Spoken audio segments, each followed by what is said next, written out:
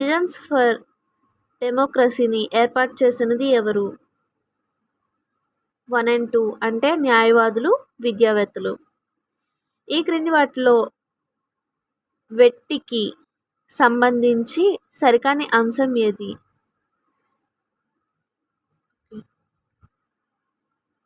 D మాత్రమే అంటండి. ఏంటి అంటే ఆంధ్రపత్రిక పర్వత వ్యవస్థ గురించి తెలుపుతుంది. ఈ క్రింది వానిలో జోగిని వ్యవస్థ గురించి సరైన వాక్యం ఏది?